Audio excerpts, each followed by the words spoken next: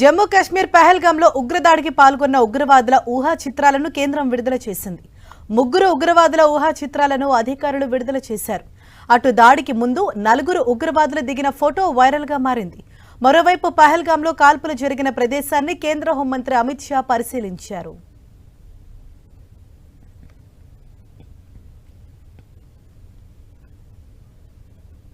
పహల్గాంలో ఓవైపు ఉగ్రముక్కలు పచ్చిక బయళ్లపై రక్తపుటేరులు పారిస్తుంటే ఓ యువకుడు మాత్రం వారిని ధీటుగా ఎదుర్కొనేందుకు ప్రయత్నించాడు. పర్యాటకులపై విచక్షణారహితంగా కాల్పులు జరిపిన ఉగ్రవాదులను ఎదుర్కొనేందుకు సయ్యద్ హుస్సేన్ షా అనే యువకుడు సాహసం చేశాడు. ఉగ్రవాదుల చేతుల్లో ఉన్న AK-47 రైఫిళ్లకు బెదరకుండా వారితో పోరాటం చేశాడు. AK-47 రైఫిల్ను లాక్కునేందుకు ఆ యువకుడు ప్రయత్నించాడు. ఉగ్రమూకలతో పోరాడి చివరకు వారి తూటాలకు బలయ్యాడు.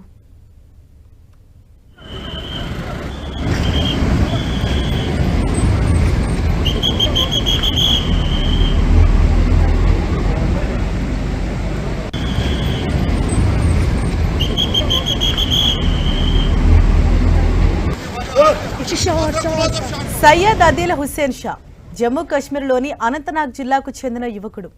పర్యాటకులను కార్ పార్కింగ్ ప్రాంతం నుంచి గుర్రంపై బైసరాన్ ప్రాంతానికి హుస్సేన్ తీసుకెళ్తుంటాడు. పర్యాటకులను గుర్రంపై తరలిస్తూ అతను ఉపాధి పొందుతున్నాడు. తన కుటుంబాన్ని పోషిస్తున్నాడు. నిన్న మధ్యాహ్నం పర్యాటకులను లక్ష్యంగా చేసుకుని కాల్పులు జరిపిన సమయంలో సయ్యద్ హుస్సేన్ తన ప్రాణాలను సైతం లెక్క చేయలేదు. ఉగ్రవాదులను ఎదుర్కొనేందుకు ప్రయత్నించాడు. ఓ ఉగ్రవాది చేతిలో ఉన్న AK-47 రైఫిల్ను లాక్కునేందుకు ప్రయత్నించగా అతన్ని కాల్చి చంపారు. హుస్సేన్కు తల్లిదండ్రులు, భార్య, పిల్లలు ఉన్నారు.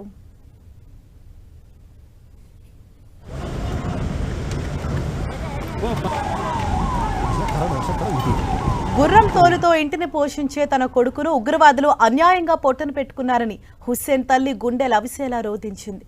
పహల్గాం ప్రాంతంలో గుర్రం తోలుతూ కుటుంబాన్ని పోషించేవాడని, ఉగ్రవాదులు అన్యాయంగా తన కొడుకును చంపేశారని కుటుంబ సభ్యులు కన్నీరు మున్నీరుగా విలపించారు.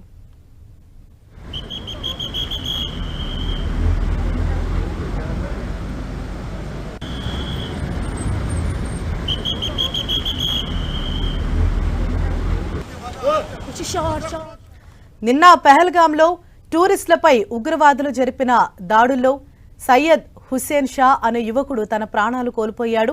అక్కడ తన గుర్రం నడుపుతూ టూరిస్టులను గుర్రం పైన ఎక్కించుకొని నడుపుతూ జీవనం సాగించేవాడు.